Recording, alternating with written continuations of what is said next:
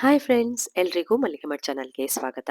ಇವತ್ತು ನಾನು ಹಲಸಿನ ಪ್ರಿಯರಿಗಾಗಿ ಹಲಸಿನ ಹಣ್ಣಿನ ದೋಸೆ ಹೇಗೆ ಮಾಡೋದು ಅಂತ ತೋರಿಸ್ಕೊಡ್ತಿದ್ದೇನೆ. ತುಂಬಾ ಸುಲಭವಾದ ರೆಸಿಪಿ ಇದು. ನನ್ನ ಚಾನಲನ್ನು ಯಾರು ಸಬ್ಸ್ಕ್ರೈಬ್ ಮಾಡಿಲ್ಲ ಪ್ಲೀಸ್ ಸಬ್ಸ್ಕ್ರೈಬ್ ಮಾಡಿ. ಹತ್ತಿರದಲ್ಲಿ ಬರುವಂಥ ಬೆಲ್ ಬಟನ್ ಒತ್ತಿ, ಆಗ ನಾನು ಮಾಡಿರುವಂಥ ವಿಡಿಯೋದ ನೋಟಿಫಿಕೇಶನ್ ನಿಮಗೆ ತಕ್ಷಣಕ್ಕೆ ಸಿಗ್ತದೆ. ಹಾಗಾದ್ರೆ ಬನ್ನಿ ದೋಸೆ ಹೇಗೆ ಮಾಡೋದು ಅಂತ ನೋಡ್ಕೊಂಬರೋಣ. ಮೊದಲಿಗೆ ನಾನಿಲ್ಲಿ ಬೆಳ್ತಿಗೆ ಅಕ್ಕಿಯನ್ನ ನೆನೆ ಹಾಕೊಂಡಿದ್ದೇನೆ. ಒಂದು 2 ಕಪ್ಪು ದೋಸೆ ರೈಸ್ ಅನ್ನ ನೆನೆ ಹಾಕೊಂಡಿದ್ದೇನೆ. ಅದೇ ರೀತಿ ನೋಡಿ ಸೊಳೆ ಬೀಜ ಎಲ್ಲ ಬಿಡಿಸಿ ಇಟ್ಟಂತಹ ಹಲಸಿನ ಹಣ್ಣು ಎಷ್ಟು ಚೆನ್ನಾಗಿದೆ ಅಲ್ಲ, ಸ್ವೀಟ್ ಕೂಡ ಇದೆ, ತುಂಬಾ ರುಚಿಯಾದಂತಹ ಹಣ್ಣು. ಅದರಲ್ಲಿ 1 ಕಪ್ ನಾನು ತಗೊಂಡಿದ್ದೇನೆ ಹಲಸಿನ ಹಣ್ಣು. ಹಲಸಿನ ಹಣ್ಣಿನಲ್ಲಿ ಬೇರೆ ಬೇರೆ ರೀತಿಯ ರೆಸಿಪಿ ಮಾಡ್ಕೋಬಹುದು. ಅದೇ ರೀತಿ ನೋಡಿ ಇಲ್ಲಿ ನಾನು 1 ಕಪ್ನಷ್ಟು ತೆಂಗಿನ ತುರಿ ತಗೊಂಡಿದ್ದೇನೆ. ಹಾಗೆ ಒಂದು ಮಿಕ್ಸಿ ಜಾರ್ ತಗೊಳ್ಳಿ. ಮಿಕ್ಸಿ ಜಾರಿಗೆ ನೆನೆಸಿಟ್ಟ ಅಕ್ಕಿ ತೊಳೆದು ಹಾಕಿ, ಒಂದೆರಡು ಸಾರಿ ಅಕ್ಕಿಯನ್ನ ಚೆನ್ನಾಗಿ ತೊಳಿರಿ, ನಂತರ ಹಾಕೊಳ್ಳಿ. ಅದೇ ರೀತಿ ಈ ಮಿಕ್ಸಿ ಜಾರಿಗೆ ನೀವು ತಗೊಂಡ ಹಲಸಿನ ಹಣ್ಣು, ಇಲ್ಲಿ ನಾನು 1 ಕಪ್ನಷ್ಟು ಹಲಸಿನ ಹಣ್ಣು ತಗೊಂಡಿದ್ದೇನೆ, ಅದನ್ನು ಕೂಡ ಎಲ್ಲ ಹಾಕ್ತಾ ಇದ್ದೇನೆ. ಇದಕ್ಕೆ ಏನು ಕಲರ್ ಪುಡಿ ಏನು ಸೇರಿಸ್ಬೇಕಂತೆಲ್ಲ ನೋಡಿ, ಹಲಸಿನ ಹಣ್ಣಿನ ಕಲರೇ ಆ ರೀತಿಯಾಗಿದೆ, ಅದೇ ರೀತಿ ದೋಸೆ ಕೂಡ ಬರ್ತದೆ. ಇದಕ್ಕೀಗ ನಾನು ತೆಂಗಿನ ತುರಿಯನ್ನ ತೆಗೆದಿಟ್ಕೊಂಡಿದ್ದೇನೆ ನೋಡಿ, ಅದನ್ನು ಕೂಡ ಹಾಕ್ತೇನೆ. 1 ಕಪ್ನಷ್ಟು ಹಾಕಿ ಒಳ್ಳೆ ರುಚಿ ಆಗ್ತದೆ. ಇದನ್ನ ದಿಢೀರಂತ ನೀವು ದೋಸೆ ಮಾಡ್ಕೋಬಹುದು. ಹಾಗೆ ಬೆಲ್ಲ ಬೇಕಾದ್ರೆ ಹಾಕೊಳ್ಳಿ, ಸ್ವೀಟ್ ಕಮ್ಮಿ ಇದ್ರೆ ಹಾಕೊಳ್ಳಿ. ಇಲ್ಲಿ ನಾನು ಒಂಚೂರು ಬೆಲ್ಲ ಹಾಕೊಂಡಿದ್ದೇನೆ. ಹಾಗೆ ಒಂದು ಸ್ವಲ್ಪ ನೀರ್ ಹಾಕಿ ನುಣ್ಣಗೆ ರುಬ್ಕೊಳ್ತಾ ಇದ್ದೇನೆ ನೋಡಿ, ಈ ತರ ರುಬ್ಕೊಳ್ಬೇಕು. ನೀರ್ ಕೂಡ ಮಾಡಬೇಡಿ, ಕನ್ಸಿಸ್ಟೆನ್ಸಿ ಇದೇ ರೀತಿಯಾಗಿ ಇರ್ಲಿ. ಅದನ್ನೊಂದು ಬೌಲಿಗೆ ಹಾಕೊಳ್ಳಿ. ನಂತರ ಇದಕ್ಕೆ ನೀವು ಸ್ವಲ್ಪ ರುಚಿಗೆ ಎಷ್ಟು ಬೇಕೋ ಅಷ್ಟು ಉಪ್ಪನ್ನು ಕೂಡ ಸೇರಿಸ್ಕೊಳ್ಬೇಕು. ನೋಡಿ ಸ್ವಲ್ಪ ಹಾಕಿದ್ರೆ ಸಾಕಾಗ್ತದೆ, ಯಾಕಂದ್ರೆ ಸ್ವೀಟ್ ಉಪ್ಪೆಲ್ಲ ಸೇರಿದ್ರೆ ಚೆನ್ನಾಗಾಗ್ತದೆ ದೋಸೆ. ನಂತರ ಎಲ್ಲವನ್ನ ಮಿಕ್ಸ್ ಮಾಡ್ಕೊಳ್ಳಿ. ಮಿಕ್ಸಿ ಜಾರ್ ತೊಳ್ದ ನೀರಿದ್ರೆ ಅದನ್ನು ಕೂಡ ಸ್ವಲ್ಪ ಹಾಕೊಳ್ಳಿ, ತುಂಬಾ ನೀರು ಮಾಡ್ಕೊಳ್ಬೇಡಿ ಮಾತ್ರ.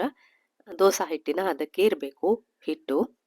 ಚೆನ್ನಾಗಿ ಕಲ್ಸ್ಕೊಂಡು ಇದನ್ನ ರೆಡಿ ಮಾಡಿ ಇಟ್ಕೊಳ್ಳಿ.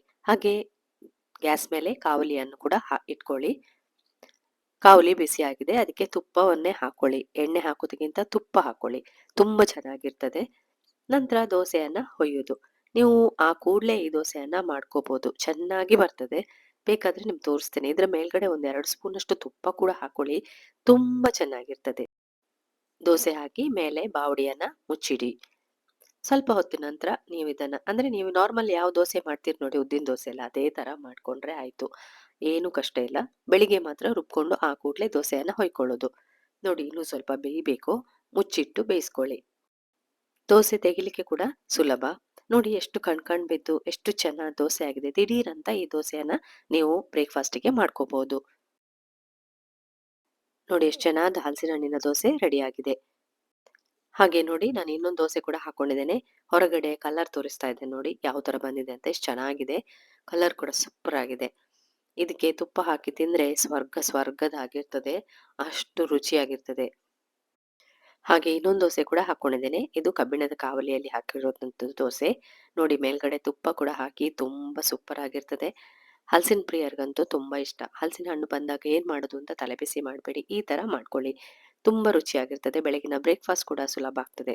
ನೋಡಿ ದೋಸೆ ಎಷ್ಟು ಚೆನ್ನಾಗಿ ಬಂದಿದೆ ಅಲ್ಲ. ಇನ್ಯಾಕ್ ತಡ, ನೀವು ಒಮ್ಮೆ ಟ್ರೈ ಮಾಡಿ ಇದನ್ನ.